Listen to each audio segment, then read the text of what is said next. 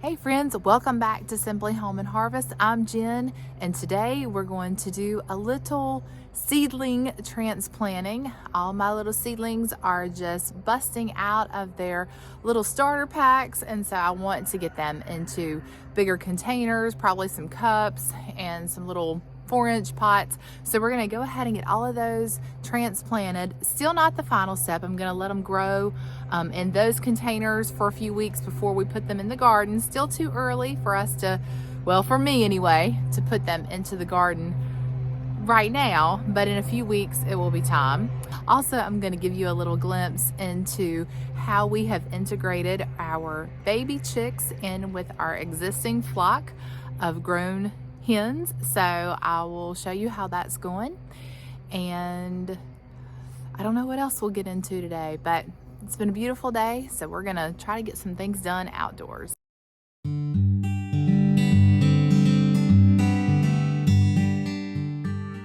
So we definitely want to go ahead and upplant, because you can see that our roots are starting to come out of the bottom.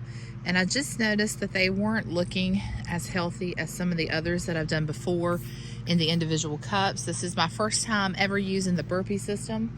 So I'm gonna go ahead and upplant these into probably some 16-ounce cups and let them start there, and then we might have to transfer them to the quart size, or it might be, time to get them in the garden at that point, but I'm gonna go ahead and probably just do the 16-ounce size for now.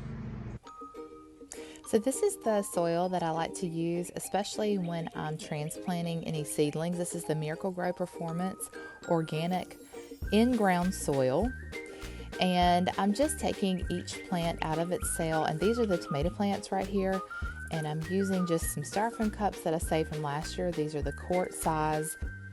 I found over the years that this size works best. It does give them a little bit more growing room, gives those roots further to stretch down, and it's worked for me so far, so I think I'll just keep doing it this way. And then later on you'll see that I'm going to go ahead and transplant the cucumbers also, and the squash, and our cucumbers were not looking good at all. I was actually very concerned with those, but I'll show you later on in the video that they did perk back up, and they look so much better now that they've been transplanted. So sometimes all your seedlings need is just a little more space. They grow so quickly at first, and they get root bound, and sometimes when you give them nutrients, of course, that we're providing with our soil, but also a little bit more space, it can make a world of difference.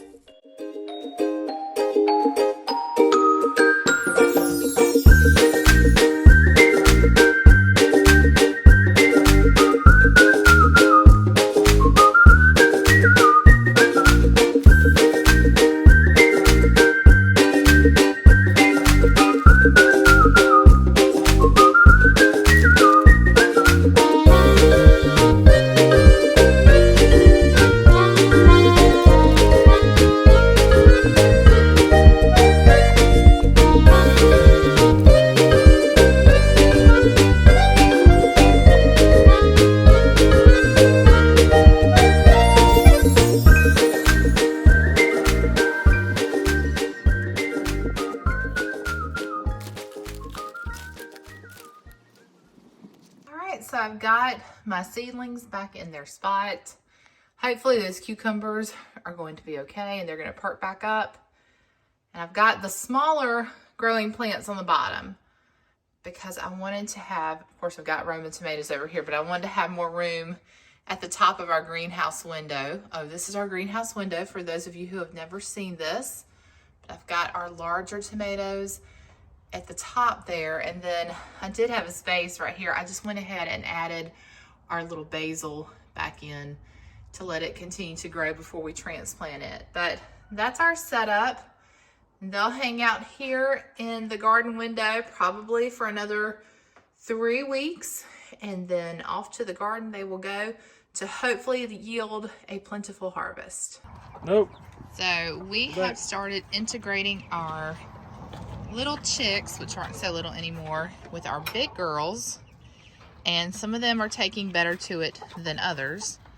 So we had to put up a fence, which you can't see. Yeah, here we go. Here's a good example of one of the big ones picking on the little ones. So we're going to probably have to get her and take her out of here. So we've introduced our chicks to their new forever home. And it's been quite a challenge because some of our big girls are not so welcoming. You know who you are.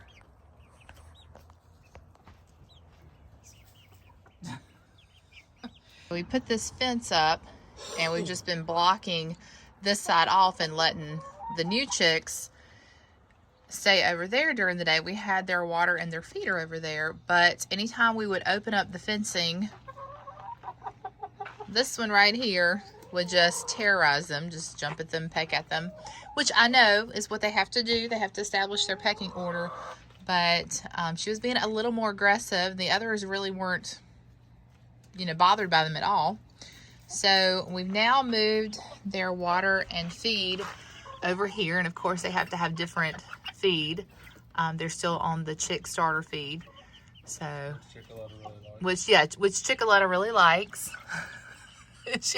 She's not bothering them. She just wants to eat their food.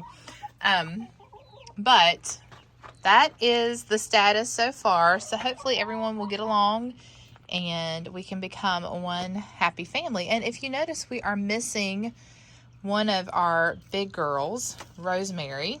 And Julia's going to show you where she is, I guess.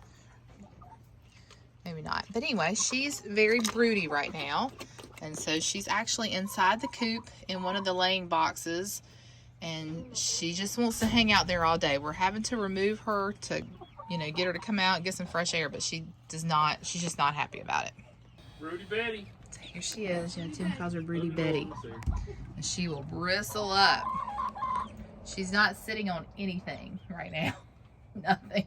As we've already gotten the eggs for the day. And sometimes she's on eggs, but most of the time she's not on eggs. She's just in here in one of the nesting boxes. And anyway, apparently this is a stage called broodiness that hens go through. We're trying to break her of it, but so far the things we tried have not worked. So she just might have to, it might have to run its course. All right, so just an update. This is about a week since we started integrating our new chicks to our existing chicks who are free ranging right up there. And now it seems like everybody is getting along much better.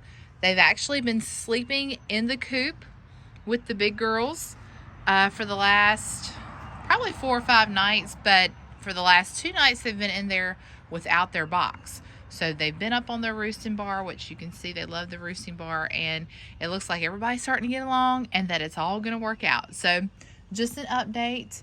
The chicks did survive the broody hens and the hen that was always after them. Oh, and the broody hen still being broody, but we've been blocking their entrance to the coop after they lay their eggs. So we've got her out free ranging, and she's been doing much better with that. So it's actually been over a week since we replanted our seedlings, and I was editing the video and thought I need to give you an update and show you how much they have grown just since we gave them a little extra room. So let me flip the camera around and show you. Look at this, you guys. Got tiny trees growing in the kitchen. They look so much better. They look so healthy. In a couple of weeks, they will be ready to go into our garden. And this is the basil. It takes a little bit longer for it to do its thing. But y'all, check these out. Check these squash plants out. They are ready to go now. So they may have to go sooner than the next couple of weeks. I'm not sure. I'm going to check the forecast and see. These are our pepper plants. Look how good they look. Oops. Then we've got our cucumbers are looking so much better. And then here's our Roma tomatoes. They're a little bit smaller than the others because they are a smaller tomato. But all in all, very happy with the success of transplanting them and how much healthier they are looking. I hope you enjoyed today's video and this little peek into how we are getting things prepared for our 2023 spring garden, and also how it's been adjusting our chickens to one another. And so that's definitely been an experience, but it's working out. Every day seems to be getting a little bit better. In fact, the last 2 nights, I still call them baby chicks. The baby chicks have gone into the coop on their own. We were having to go out and assist them into the coop, but they're not in their box anymore. They have their own little roosting bar that Tim put in, and they are now integrated and they seem to be getting along, and I'm so happy, because there for a while I was a little worried. But anyway, we've got a lot going on here. I hope that you will stick around if you haven't already. I'd love for you to join me here on YouTube, so make sure you hit that subscribe button. Also, give this video a like, share it with your friends, and join us here for our little journey on our homestead. So until next time, remember to live simply, use what you have, and enjoy the moments you've been given, and I will see you in the next one. Take care, friends.